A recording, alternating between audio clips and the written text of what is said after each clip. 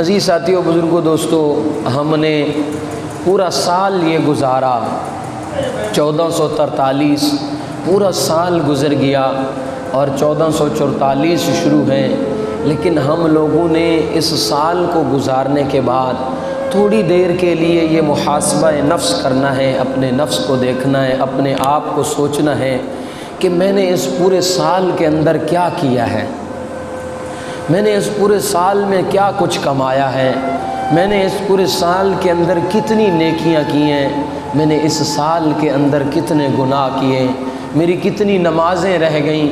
اصل یہ ہے محاسبہ کہ انسان تھوڑی دیر بیٹھ کے اپنے نفس کا محاسبہ کریں، اور اللہ رب العزت نے ارشاد فرمایا، جس نے اپنے نفس کو پاک کر لیا، اپنے نفس کا مقابلہ محاسبہ کر لیا، فرمایا قد افلح من زکاہا، جس نے اپنے نفس کو پاک کر لیا وہ ہمیشہ ہمیشہ کی کامیابی پا گیا۔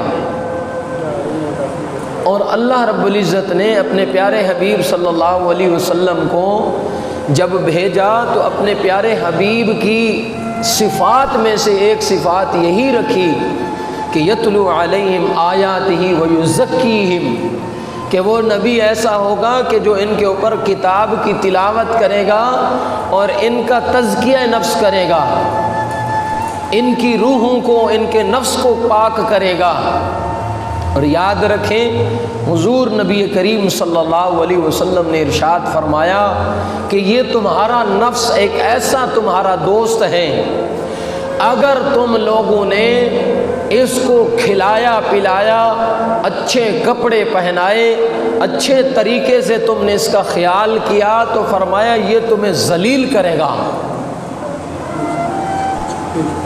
سمجھنے والی بات ہے کہ یہ تمہارا نفس ایک ایسا تمہارا دوست ہے، اگر اسے اچھی طرح رکھا، اس کا پیٹ بھری رکھا، اچھے کپڑے پہنائی رکھیں، اس کا ہر وقت خیال کیے رکھا، فرمایا یہ ایسا دوست ہے کہ تمہیں ذلیل کرے گا۔ اگر تم نے اس کو بھوکا رکھا، اس کی مرضی کے خلاف اعمال کیے، اس کے اوپر نیک اعمال کا بوجھ ڈالے رکھا، تو فرمائے یہ تمہارا ایسا دوست ہے کہ تمہاری عزت کروائے گا، تمہیں آخرت میں کامیاب کروائے گا۔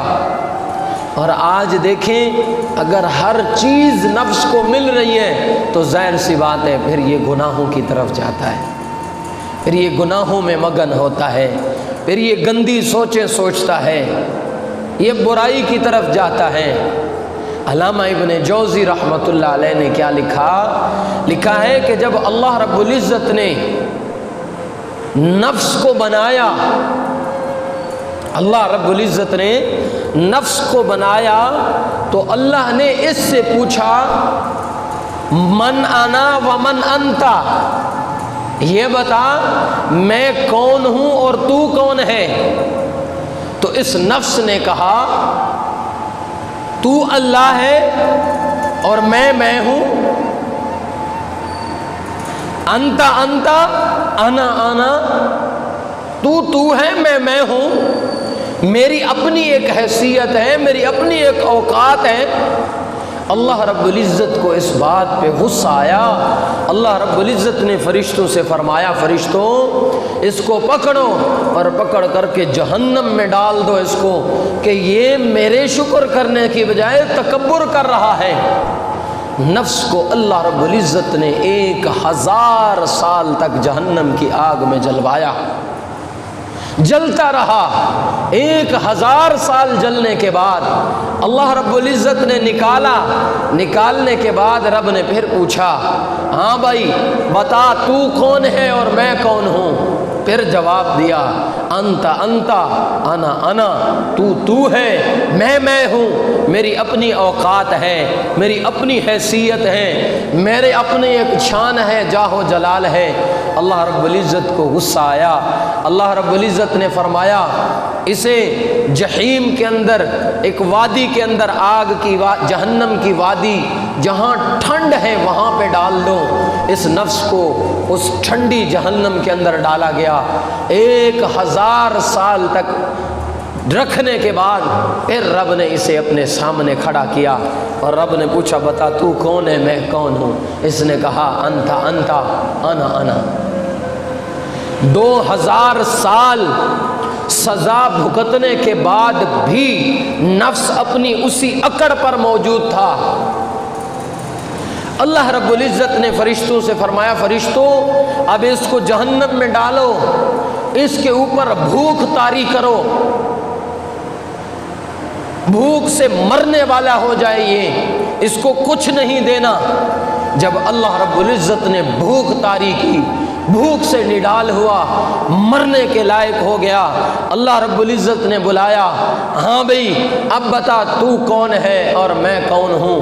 کہنے لگا انت رب العالمین، تو رب العالمین ہے اور میں تیری مخلوق ہوں۔ اللہ نے فرمایا اب یہ سیدھا ہوا ہے، اور حضور نے فرمایا یہ 2000 سال سزا بھگتنے کے بعد جب اس پر بھوک پڑی، بھوکا ہوا تو پھر یہ سیدھا ہوا۔ اگر تم نے اس کو بھرے رکھا، اس کی مرضی کے ساتھ چلے، اس کی مرضی کے خلاف نہ چلے، اس کے اوپر نیک باتوں کا دھیان نہ ڈالا، یہ تمہارے سر پہ چڑھ جائے گا اور تمہیں جہنم کے راستے پر چلائے گا۔ اور آج ہمارا نفس ایسا ہے، اس نفس کے خلاف کام کرنے۔ ایک بزرگ فرماتے ہیں میں کسی سفر میں تھا تو میں تھکا ہوا تھا، تھکا ہارا جب آیا تو میں نے کہا آج رات کو میں نے تہجد نہیں پڑھنی، میں تھکا ہوا ہوں۔ فرماتے ہیں میں سونے لگا تو تہجد کا وقت قریب ہوا، میں نے کہا چلے میں وضو کر کے سو جاتا ہوں۔ فرماتے ہیں میں نے وضو کر لیا، وضو کرنے کے بعد میں جا رہا تھا تو میں نے کہا چلے میں رب سے دعا مانگ لیتا ہوں، اللہ سے مانگ لیتا ہوں۔ فرمایا میں بیٹھنے لگا تو ساتھ مصلی پڑا تھا، میں نے کہا کیوں نہ مصلی بھی ہے، وضو بھی کر لیا ہے، اب 2 رکعت نماز تہجد کے بھی پڑھ لوں اور رب سے دعا مانگ لوں۔ فرماتے ہیں میں کھڑا ہوا اور میں نے اس رات 8 رکعتیں لمبی لمبی پڑھی، لمبی لمبی پڑھی۔ فرمایا کیوں؟ اس لیے کہ میں نے اپنے نفس جو یہ چاہ رہا تھا کہ یہ کام آج نہیں کرنا، اس پر دباؤ ڈالا کہ نہیں نہیں یہ نہیں کرنا بلکہ اس کے خلاف چلنا ہے۔ جب اس کی مرضی کے خلاف چلیں گے تو یہ ہمیں دنیا میں بھی جینے کے لائق بنائے گا، آخرت میں بھی کام آئے گا۔ اگر اس کی منچاہی پہ چلیں گے تو ہمیشہ ہمیشہ کی ناکامی ہو جائے گی، اور اس کے بارے میں تو حضور نے خود بتلا دیا۔ اور قربان جاؤں صحابہ کیسے اپنے نفس کا تزکیہ کرتے تھے، صحابہ کیسے اپنے نفس کو مروڑا کرتے تھے، کیسے اس کو صاف کیا کرتے تھے، کیسے اس کا تزکیہ کرتے تھے۔ 22 لاکھ مربع میل پہ حکمرانی کرنے والے حضرت عمر رضی اللہ تعالیٰ عنہ اپنے نفس کا تزکیہ کیسے کرتے ہیں، اپنے نفس کے خلاف کیسے چلتے ہیں۔ ایک مرتبہ بیٹھے ہوئے تھے، کون؟ عمر۔ اگر ہم حیثیت دیکھیں، ان کی شان دیکھیں، ان کا مقام دیکھیں، اور یکم محرم الحرام کو حضرت عمر فاروق رضی اللہ تعالیٰ عنہ کا یوم شہادت ہے، آپ اس دنیا سے سن 25 ہجری کو آپ دنیا سے چلے گئے اور آپ کو شہید کر دیا گیا مصلی رسول پر۔ حضرت عمر رضی اللہ تعالیٰ عنہ اپنے نفس کا تزکیہ کیسے کرتے ہیں، اور کون عمر؟ قربان جاؤں میں تو یہ کہتا ہوں حضور کے 1,44,000 صحابہ جتنے بھی آئے، عزت اسلام نے ان کو عطا فرمائی، آئے تو عزت ملی۔ حضرت ابو بکر ایمان لائے، اسلام نے عزت دی، صدیق اکبر بن گئے۔ حضرت عثمان آئے، اسلام نے عزت دی، عثمان غنی بن گئے، ذوالنورین بن گئے۔ حضرت علی آئے، اسلام نے عزت دی، حیدر کرار بن گئے۔ حضرت ابو ہریرہ آئے، اسلام نے عزت دی، حافظ الحدیث بن گئے۔ حضرت امیر معاویہ آئے، اسلام نے عزت دی، سیاست کے امام بنے۔ قربان جاؤں حضرت بلال حبشی حبشہ کے غلام ہیں، غلام نے جب اسلام قبول کیا، اسلام نے عزت دی، حضور کے مؤذن بنے۔ لیکن قربان جاؤں جب حضرت عمر ایمان لائے حضور نبی کریم صلی اللہ علیہ وسلم نے فرمایا عمر کے ایمان لانے سے اسلام کو عزت ملی کہ عمر ایمان لائے، لوگ چھپ چھپ کر کے نماز پڑھتے تھے، عمر کے ایمان لانے پہ صحابہ نے مکے کے اندر کھڑے ہو کر کے نماز پڑھی، عمر کے ایمان لانے سے اذان کعبے کی چھت پر دی گئی، عمر کے ایمان لانے سے حضور نبی کریم صلی اللہ علیہ وسلم سامنے آ گئے اور حضرت عمر نے تلوار نکال کے کہا آج سے پہلے تو میں محمد مصطفیٰ کا دشمن تھا، آج محمد کا ساتھی بن گیا ہوں، آؤ جو یہ چاہتا ہے کہ اس طرح اس کی ماں روئے، اس کے بچے یتیم ہوں اور اس کی بیویاں بانجھ ہو جائیں، بیوہ ہو جائیں، آؤ آج محمد مصطفیٰ کو روک کے دکھاؤ۔ حضور نے فرمایا اللہم اعز الاسلام بعمر بن الخطاب، اللہ نے اگر عزت دی ہے تو عمر بن خطاب کے ذریعے سے دی ہے۔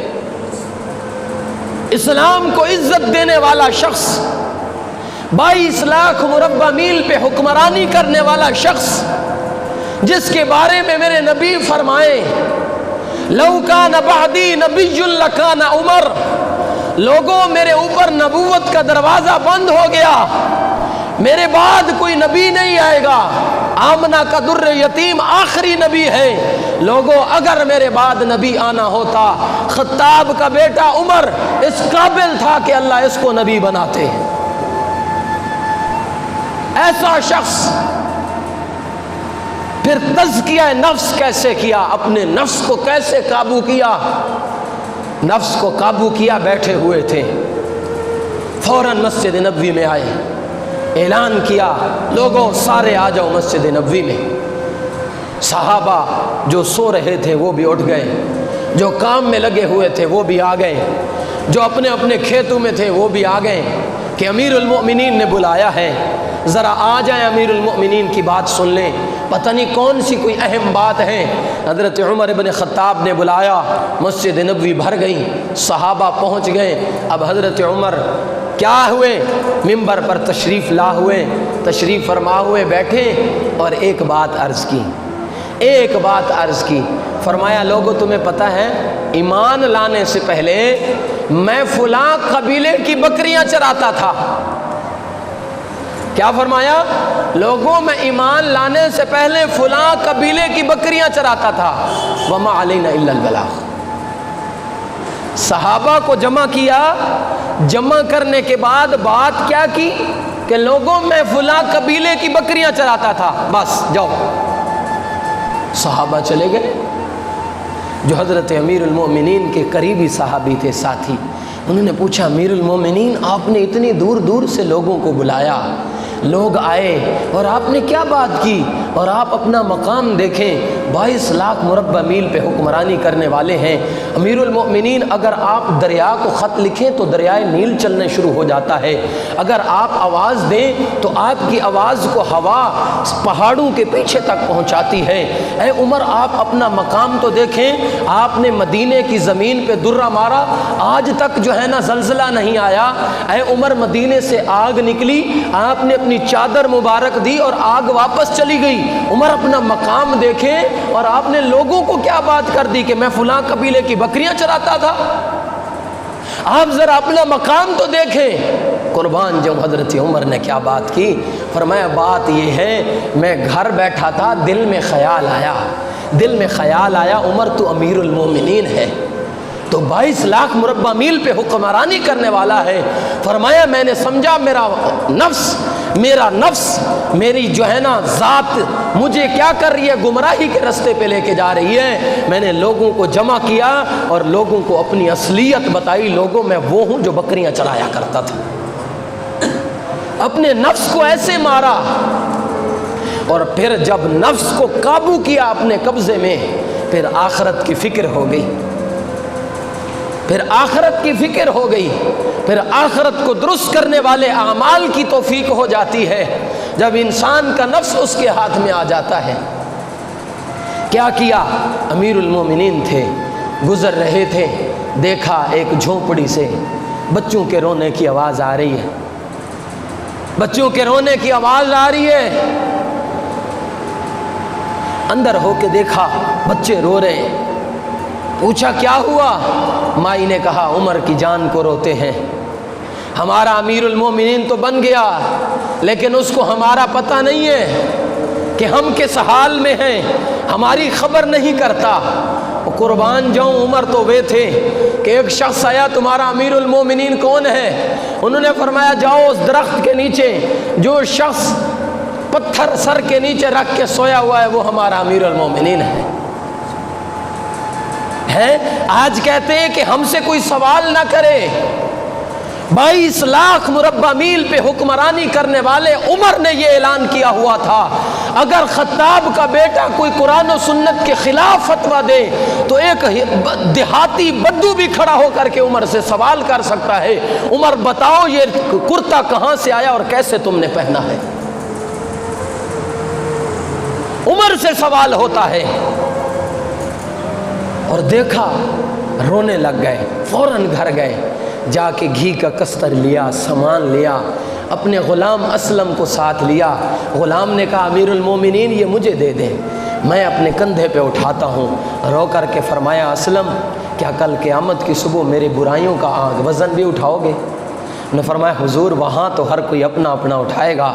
فرمایا یہ پھر میری ذمہ داری ہے، مجھے دے دو۔ لے کے گئے، وہاں جا کر کے آٹا گندوایا، جو بنانا تھا بنایا۔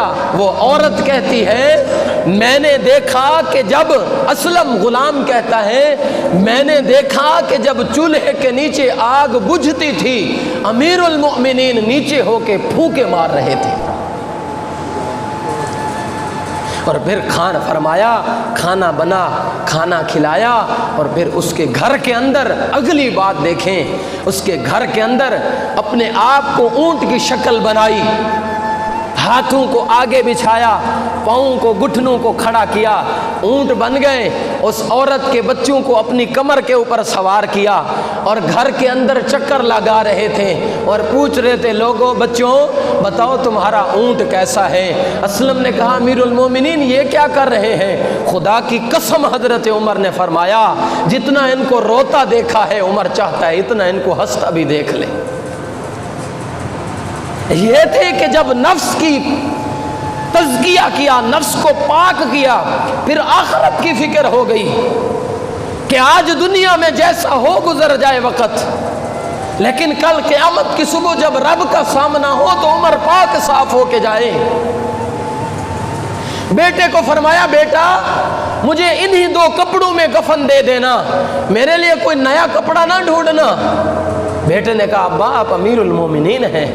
فرمایا بیٹا جہاں جانا ہے وہاں کپڑے نہیں دیکھے جانے، جہاں جانا ہے وہاں عمر کے اعمال دیکھے جانے۔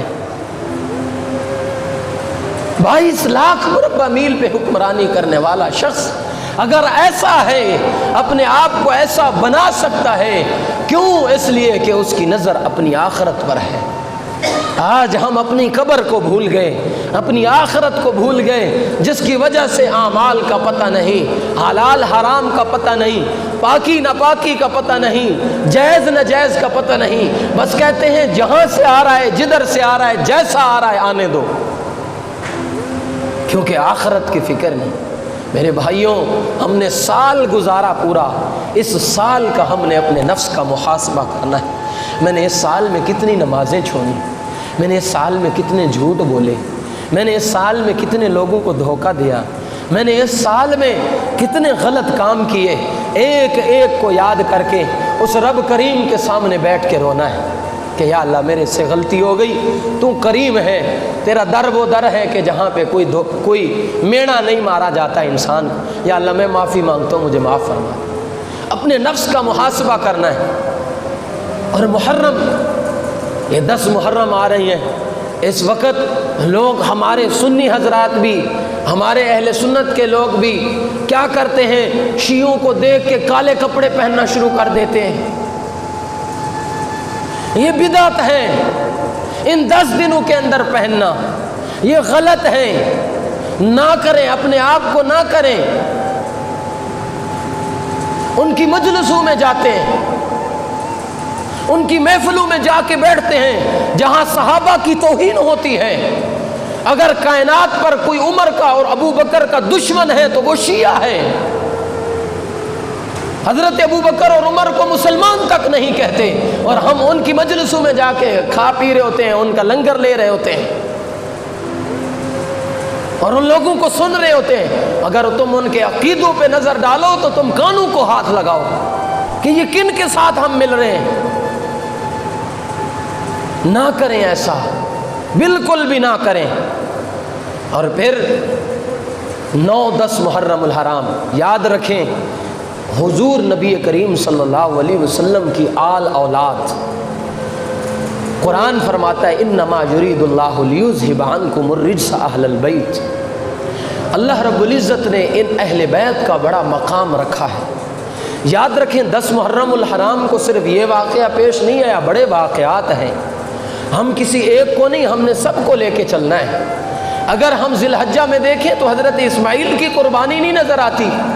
18 ذی الحجہ کو حضرت حسین کا تو 3 دن 4 دن پانی بند ہوا۔ حضور کے صحابی جن کے نکاح کے اندر 2 بیٹیاں آئی ہیں، رقیہ اور ام کلثوم، حضرت عثمان کا 40 دن تک پانی بند کر دیا گیا، پھر ان کی قربانی نہیں نظر آتی 18 ذی الحجہ کو۔ پھر جن کے بارے میں نبی فرما رہے ہیں اگر کوئی ہوتا نبی تو عمر ہوتا، وہ یکم محرم الحرام کو شہید ہو رہے ہیں، ان کی قربانی کہاں گئی؟ ہم نے سب کو ماننا ہے، ہم نے سب کے ساتھ چلنا ہے، لیکن ایک حدود کے اندر رہ کر کے، حدود سے آگے نہیں نکلنا۔